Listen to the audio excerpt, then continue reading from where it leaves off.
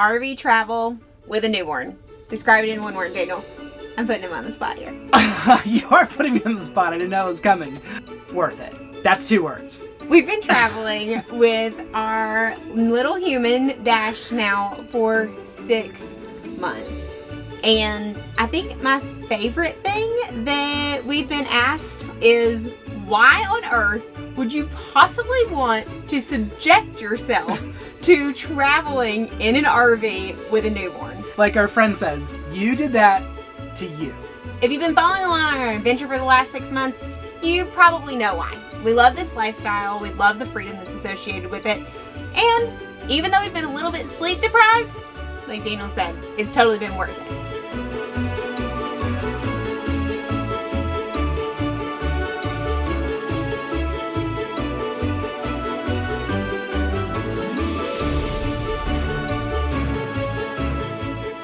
We have traveled at this point to 21 U.S. states, and in order to count as a state, we had to stay the night there. So we've traveled, I feel like we've traversed the entire country with little baby Dash. He has ticked off quite a few states. Almost half of it. And in addition to RV travel, we've actually been on 6 flights with Dash too, to visit a couple of those states. But today we're going to focus on what has it been like traveling with a newborn in an RV.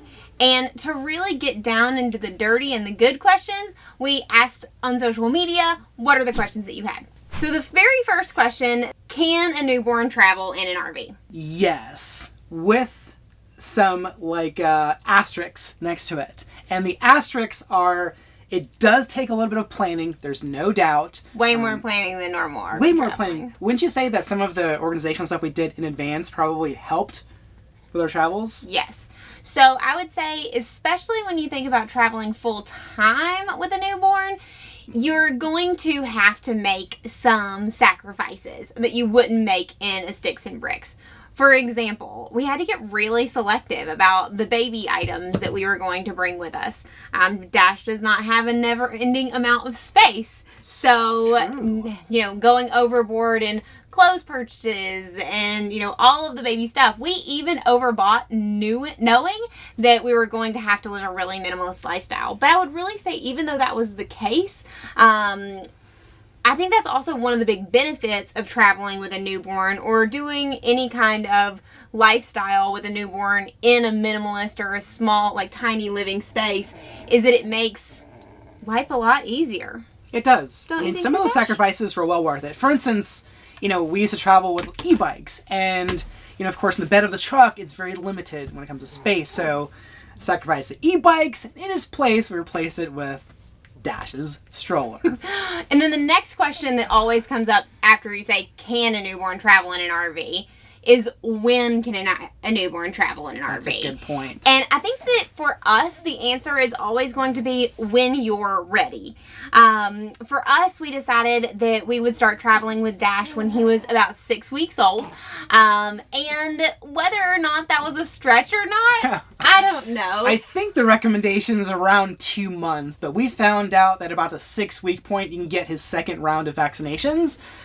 So for us, that was pretty much the green light that the pediatrician was looking for to be able to give us, the go-ahead to kind of hit the road. So I think probably if you're waiting for those, those first few rounds of shots, 6 weeks is probably about the earliest that you want to hit the road. And it really depends on each state, because we had to get special permission from the state of Florida to even give him his second round of shots at the 6-week mark instead of the 2-month mark. That's exactly But that brings us to a really good question that was asked by one of our Instagram followers. So, Fifth Wheel Askew says, hi, I'm full-time RV in Florida due in April. Congratulations. We're using Thousands Trails, so having to move every 2 to 3 weeks, debating on doing an Airbnb for a few weeks when I'm due. What did you do?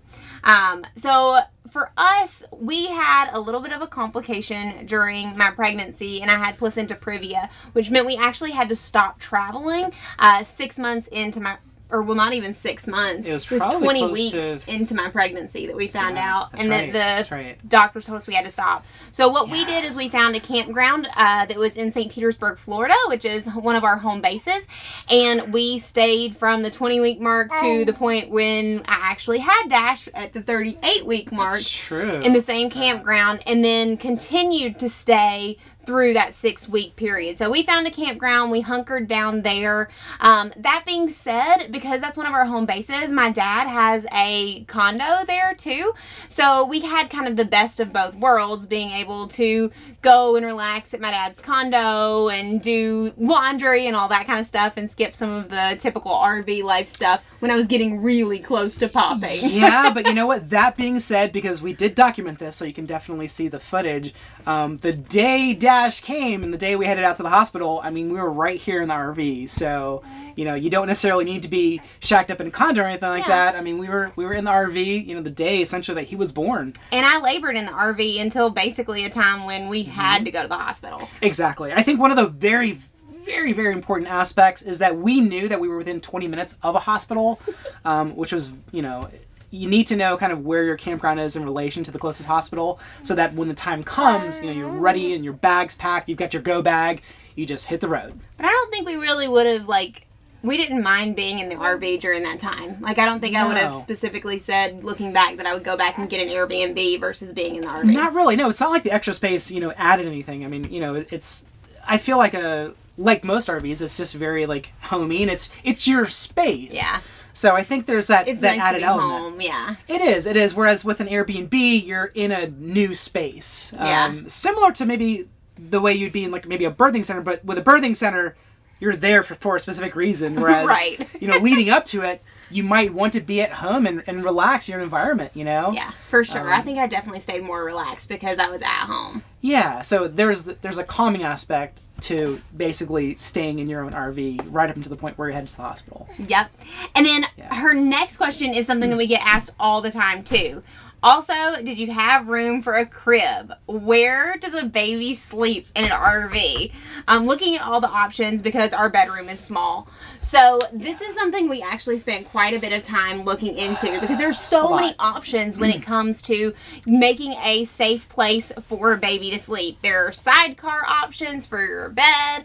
You know, the recommendation is that baby sleeps in your same room with you up until 6 months. In an RV, or at least in a space as small as ours in the Airstream, we're in a 30-foot Classic.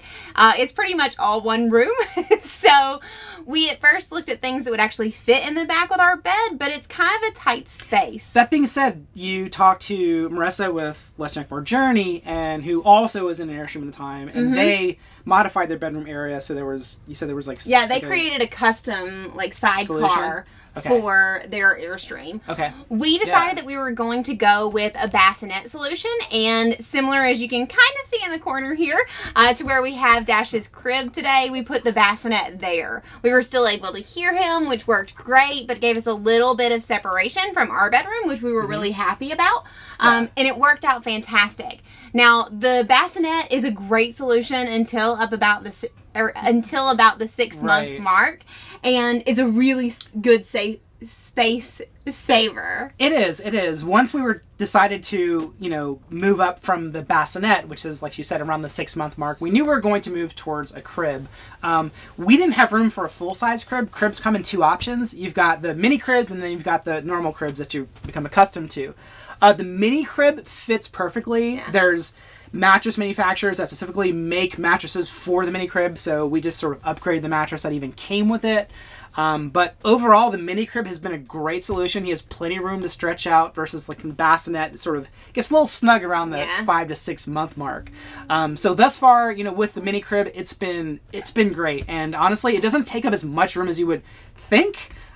Because in your mind, you're probably envisioning a full-size crib, but they do make mini crib options. Well, and also another thing is that each time before we ordered the bassinet, before we ordered the mini crib, we measured the space that we thought that we would be using it in to make sure that it would work. So that is a time saver. But there are a lot of different ways that you can set up a solution for a way a baby can sleep, and they're pretty much the same as they would be in sticks and bricks. You just have to consider how big they are. That's true. And, you know, honestly, considering that we're in roughly a little over 200 to 250 feet, not a huge RV. So if we can fit, you know, a mini crib in 250 square feet, chances are you probably will be able to as well. How soon can you travel long distances with a newborn? Oh, that's a good one.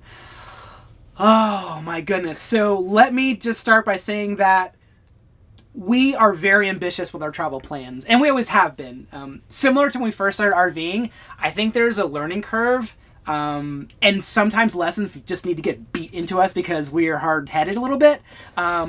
Point in case, we thought we hit all 50 states in the first year traveling with our RV.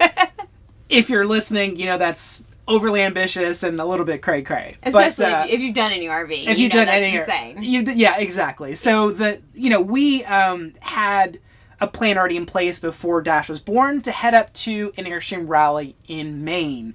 We were in Florida. And we were in Florida. That's right. So that's a long, distance to cover. So the fact that we had to go from essentially Florida all the way up to Maine, and we were in the Northeast, we covered a lot of ground fast.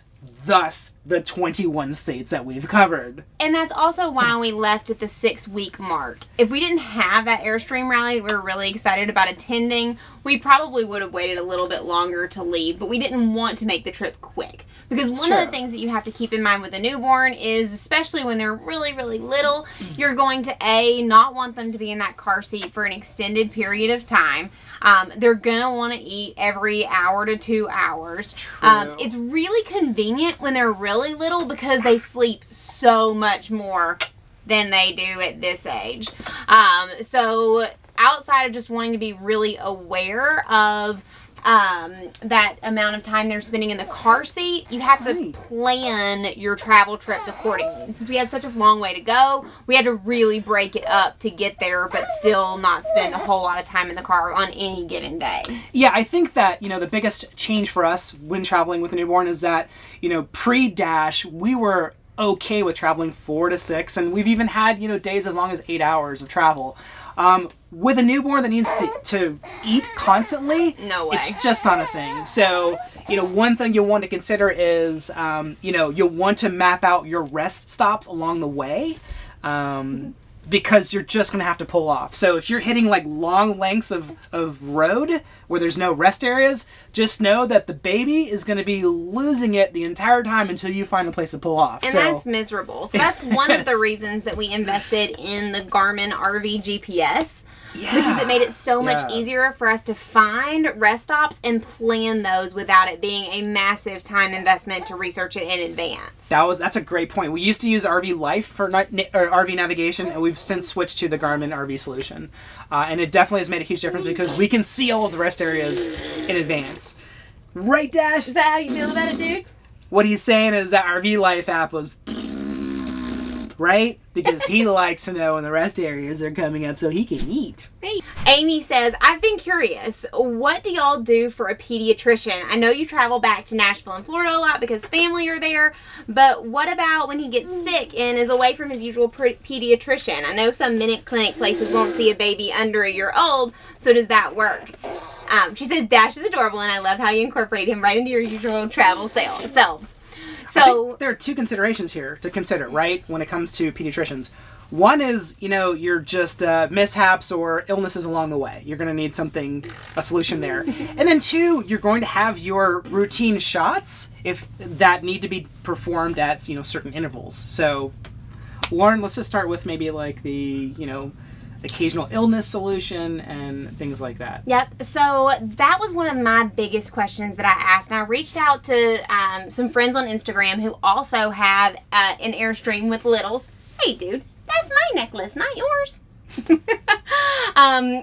Our real life on Instagram. And I asked her about how she handled that. And one of the things that she introduced me to was this really cool app called Blueberry. In Blueberry Pediatrics, you pay I think it's $18 a month, and you get on-call pediatrician support just like you would with a regular teledoc, but it's pediatrician specific. So I have used that multiple times. Dash had a little bit of cradle cap that was on his face, so I talked to their pediatricians about it. They told me what to get, what to order. We got that fixed through Blueberry, and then also recently Dash and Daniel had an upper respiratory infection, and so I called them, I'm a little embarrassed to say, daily for a handful of days, and was able to talk to a pediatrician immediately within 10 or 15 minutes to find out, like, let them see Dash. I would record videos of his cough. It worked out great. I even asked them multiple times, I'm like, should I just take him to a clinic? And they're like,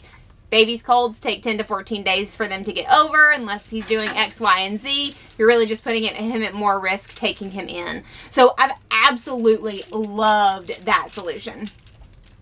Now, with Dash's shots, that's a whole nother thing. So we have a pediatrician now, both in Tampa and in Nashville, because those are that's where our two families are located, and so there are kind of home bases in our RV life. But that being said, one of the things we expected to be doing, we didn't think that we would get to do Dash's was it his 6-month shots that we flew back to Florida for? Yeah. So we had a family emergency and ended up having to fly back to Florida close to when Dash's 6-month shots were. And so we ended up getting them with his pediatrician. But what I had done in advance in expectation that we were going to be up north is I had actually reached out and called a series of pediatricians. I found them through Google, looked at their reviews, and actually got special permission from a clinic to actually bring Dash in to have his shots there locally. So it is possible to get in with a pediatrician, but it does take a little bit of legwork as far as, finding one that will take you, being out of state. I just explained our situation. They were very helpful and was able to get that appointment scheduled. That being said, life happened and we ended up going back down to Florida, so we did not end up using them. So there is a lot of flexibility there. You also can go and get vaccinations at your local health departments, similarly to how you can for adults. You can do that for babies. We haven't done that, but our pediatrician told us about that solution as well.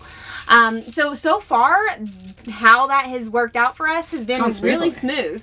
Yeah, I think one of the most important things is you want to make sure that you're traveling with all of your vaccination records. Yeah.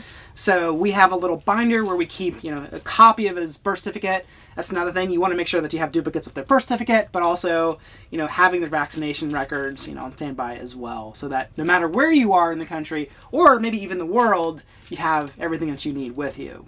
If you've traveled with a newborn in an RV and you have another solution for a pediatrician or how you see doctors that we haven't mentioned, make sure you leave that in a comment below, because we get that question all the time, and we know that there's a potential that there could come a situation where even our solutions don't work for us and we just don't know it yet. Terry D from Instagram says, small space, small trash, gigantic smells. Good question. How does your diaper trash can do with the doo-doo? Okay, so now we have heard that when your child starts eating, normal foods, that smells will get potentially a little bit out of hand.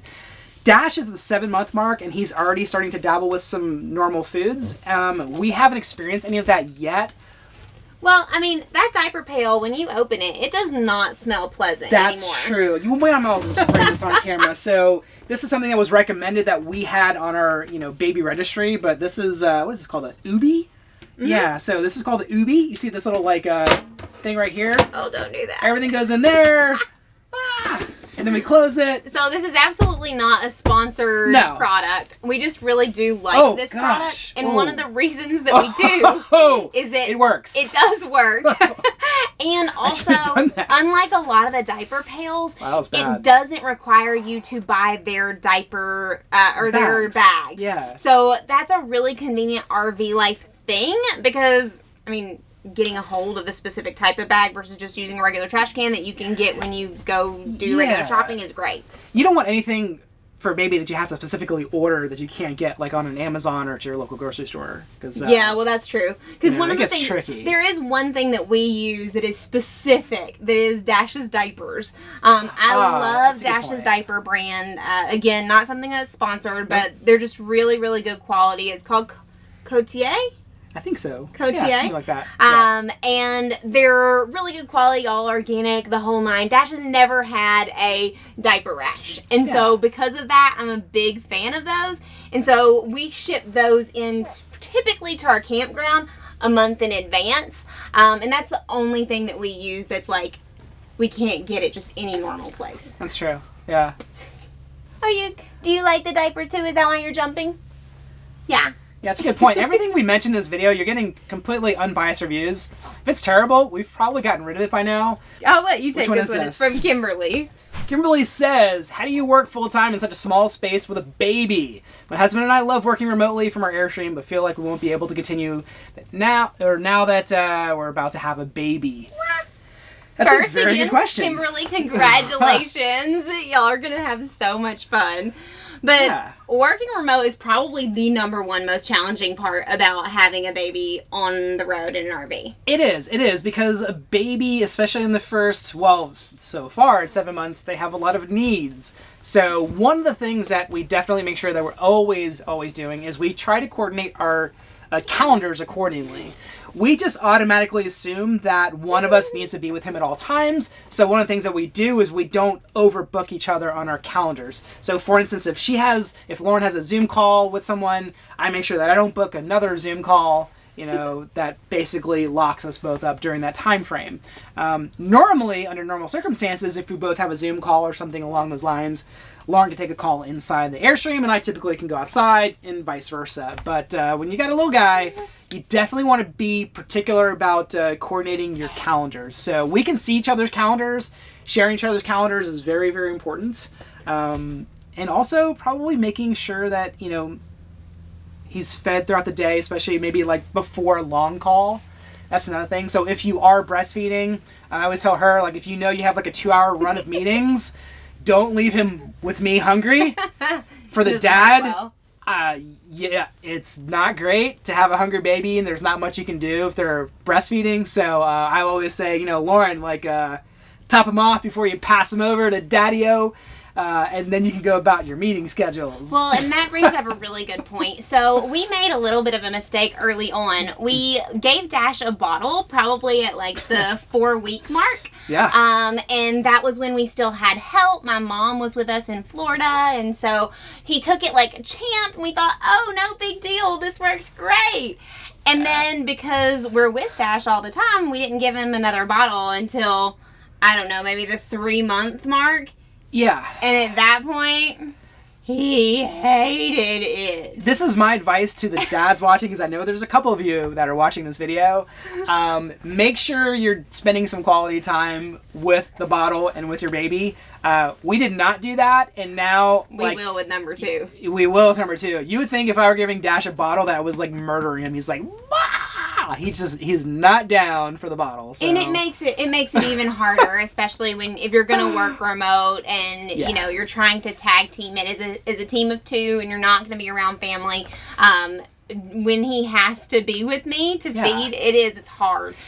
So that would be something that we would highly suggest. Make sure you're using the bottle and absolutely getting them used to it so you can partner on that. Yeah, and that doesn't just apply to the workday. I mean, that applies to the night schedule as well. So at night, there's not much I can do if he's breastfeeding. Whereas if he had a bottle, if he's getting bottle service, it wouldn't be a big deal. Daddy hook up bottle service.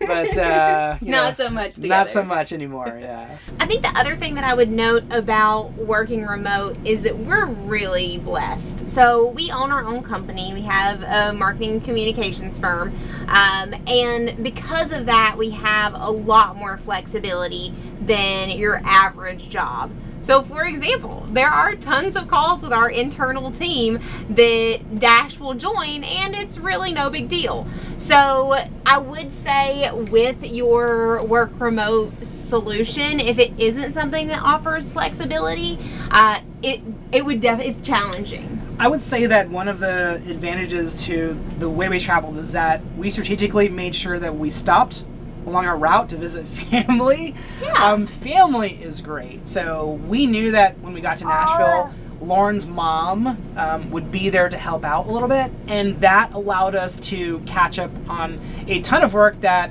not necessarily that it was in the backlog, but just gave us dedicated, white space to focus on some of those tasks. So that was really helpful as well. Well, and then also another thing about the flexibility of your work, Daniel and I do a lot of work in weird hours now that we didn't do before. That's true. So, for example, when previously we may have worked, 9 to 5, had a, done our morning thing, done our own evening thing. Now what work remote looks like, it's more like, okay, make sure you work in between Dash's naps. Those are great times to work. So true. Working earlier in the morning, working earlier or later in the evening. It's more about just finding the space.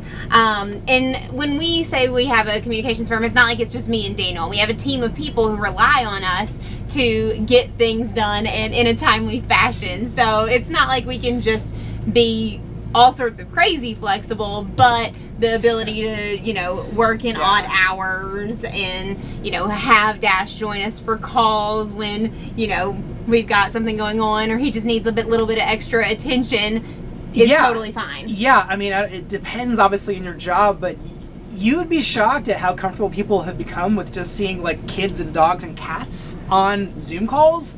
The same way you're probably wearing like your sweatpants on calls, but maybe you have like a button-up shirt up top. It's the same thing. So I think that people just have become accustomed to the fact that, life happens throughout the day, and a lot of people are working remote, so to see a baby pop on video is not, it's not that crazy big of a anymore. deal. We even have people that we work with, not in our company, but like vendors that we work with and consultants who bring their kids on the calls now too, and it's honestly really fun. It's like it's just it's life, and it's not work-life balance, maybe it's more what we've been calling it work-life integration, but it works. Yeah, one of the questions that someone messaged me personally and asked me is they were interested to know what it was like, with noise, whether it be like a noisy campground or you're being noisy around the airstream yourself. So the one thing about noisy campgrounds is that most campgrounds have a curfew, so typically by 10 o'clock at the latest, the absolute latest, things calm down. It's rare that we've had totally crazy neighbors. It's super rare, so that hasn't really ever been an issue to campground. In terms of noise in the RV, we've got a little bit of separation. He's not in the bedroom with us. So the beauty of that is that you have things that can help to drown out some of the noise. So for instance, we've got a white noise machine here. There's plenty of different brands that offer white noise machines. So definitely use a white noise machine.